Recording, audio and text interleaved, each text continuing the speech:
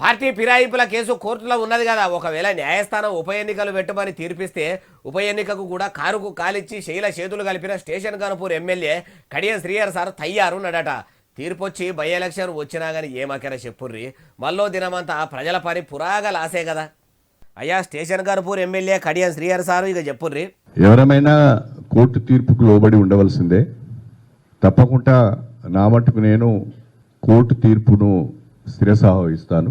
ఇన్నారా ఏమంటుండో, ఇంకా మస్తుగానే అన్నాడు. మొత్తం ముచ్చటి నుండి ఉప ఎన్నికలంటూ వస్తే తప్పకుండా ఆ ఉప ఎన్నికలను ఎదుర్కోవటానికి ఎప్పుడు సిద్ధంగానే ఉంటాం. మాజీ మంత్రి కేటీఆర్ సారు పార్టీ మారిన ఎమ్మెల్యేల మీద అనర్హత వేటు వేయించి మళ్ళా ఉప ఎన్నికలు వెట్టిపిచ్చి కాంగ్రెస్ పార్టీలకు పోయిన ఎమ్మెల్యేలను ఓడగొట్టాలని చూస్తున్నాడు కదా. అయితే పార్టీ మారిన నేను ఎప్పుడు ఉప ఎన్నికలు వచ్చినా ఎదుర్కొనేందుకు సిద్ధంగా ఉన్నానని కడియం శ్రీహరి సారు గట్టిగానే అనుకొచ్చిండు. అయ్యా శ్రీహరి సారు, పార్టీ మారేది మీరే, మళ్ళా ఎన్నికలు వచ్చేందుకు కారణమయ్యింది మీరే, మళ్ళా ఎన్నికల్లో నిలబడతాము అని అనేది మీరే. మిమ్మల్ని ఏ పార్టీలో ఉన్నప్పుడు ప్రజలు గెలిపించిర్రో కష్టమైన సుఖమైన ఆ పార్టీలో ఉండి ప్రజలకు సేవ చేస్తే అయిపోవు. అట్లా చేయకుండా ఏం చేసిర్రో మీ మనసుకు తెలిస్తే చాలు. ఈడికే స్టేషన్ గన్పూర్ నియోజకవర్గంలో ఏడేసిన గొంగడి ఆడనే ఉన్నదన్నట్టు ఉన్నది.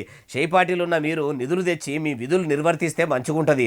కానీ అట్లా చేయకుండా ఇట్లా షరతులు కడితే మీకేమొస్తుందో అంటుర్రు ఈ ముచ్చటిన్నోళ్ళు.